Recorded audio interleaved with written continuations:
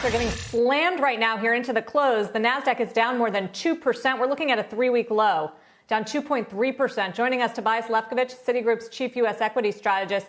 Tobias, I know tech is not your favorite place to be in the market these days. Do you see this as the start of a longer and bigger correction? So we've actually seen tech underperforming, for example, small caps since roughly, I'm going to say, September, October, when we started seeing bond yields going up. So I think this most recent push on 10-year yields moving higher is really making people rethink the tech exposure. Long duration assets like tech with big growth tends to get adjusted down when you have higher bond yields in terms of the present value, that future stream of earnings or cash flow. So it's not that surprising. Do you think the rest of the market can hold up with tech having this valuation correction? So, Sarah, it's a key point.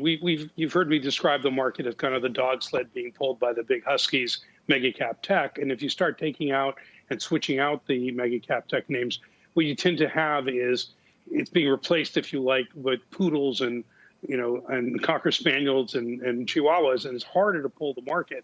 And this acts as kind of an anchor dragging it down. So it's less about the index level. It's more about what's happening in this rotation trade that's been going on for a while now from growth to value.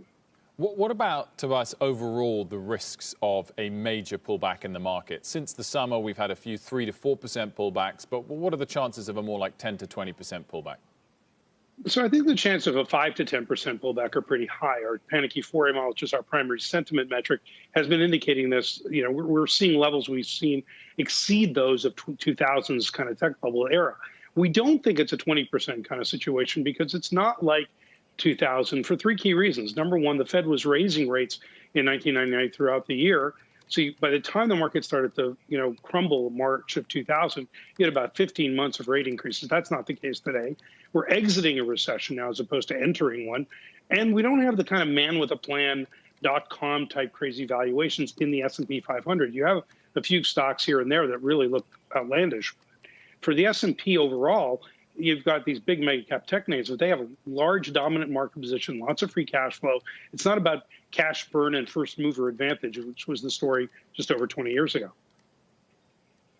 So where do you want to be then when the market, as you say, will resume this uptrend? What sectors? So we continue to believe that you want to be in more of the cyclical areas of the market, the stuff that was kind of left behind with COVID as the economy retrenched. And what investors did was run to safety, if you like, in these big cap tech names that had great balance sheets, great cash flow, and could grow in a period where the general economy couldn't, because they could take away share as disruptors from incumbents.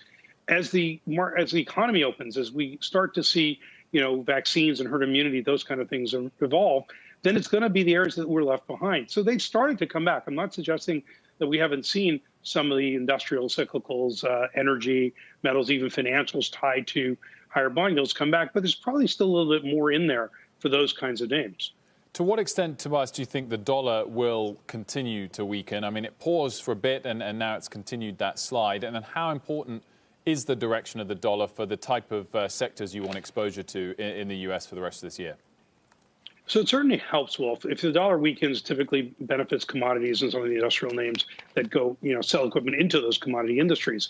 But there's also kind of an interesting back and forth in the market right now. I think it was a very consensus view. Citi has the view as well, the dollar would weaken further.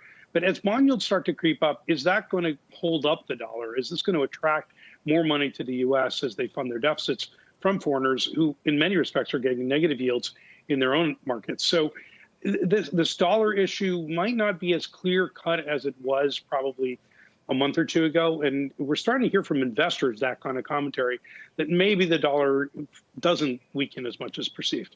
Tobias, great to see you. Thanks for joining us. Great to be here. Shepard Smith here. Thanks for watching CNBC on YouTube.